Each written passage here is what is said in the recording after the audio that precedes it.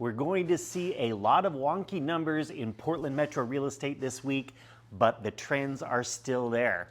We also saw a couple of eyebrow-raising numbers in buyer demand and in mortgage rates. Let's get into the stats and trends.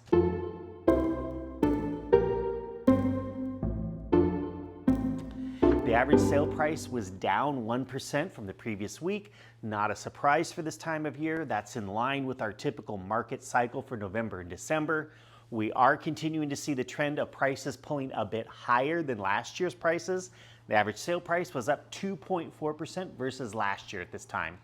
Buyer demand was way up off of Thanksgiving's predictably low numbers. We were expecting that.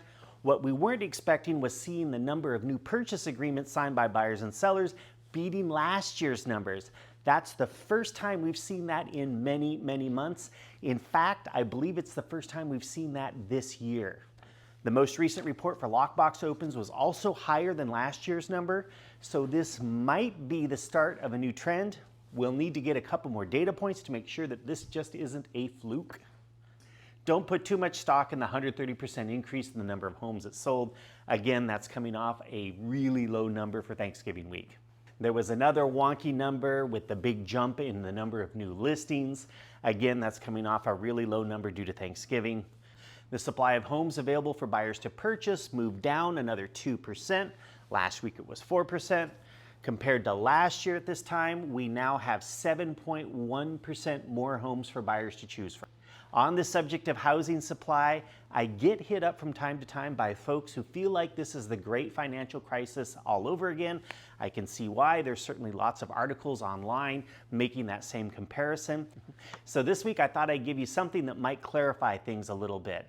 The supply of homes in Portland proper for October this year was 4,848.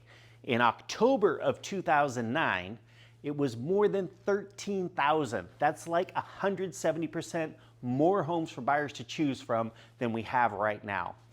That's a really big margin, and I think it's one that illustrates the difference between the two markets and why values today are holding on as much as they have been given our affordability issues and today's higher interest rate, lower demand environment. Number of bank-owned properties on the market increased by 4, bringing us up to 57, which is this year's high water mark. It's a number that we saw back in May. But keep in mind that this is out of almost 7,500 active and pending homes currently on the market. So a really, really small margin. I wouldn't pay too much attention to the canceled and expired numbers this past week. We passed from November into December, and we always see lots of agent-seller contracts expire at the end of the month, so that number should moderate next. So on to rates. Mortgage rates are still inching down, at least for now. I saw the 30-year fixed advertised this week at 6.5%, best case scenario. That's down from last week. One of our best indicators of where rates are headed, which is the yield on the 10-year Treasury. That's been up, and then it's been down and up and down, but it is trending down overall. If this trend continues, we may even drop below 6.5% by the end of this week. Why this is significant is that what we've seen in this past year is that when rates get to about the 6% mark, plus or minus, our market starts to see a real jump in buyer activity. So I'm curious to see if that happens when we get down to that level again. Well, you made it to the end of the report. Thank you so much for joining me this week. Be sure to check in next week for the latest in Portland metro real estate stats and trends. Please like this video and subscribe to the channel if you haven't already. Have a great weekend, and I will see you here next week.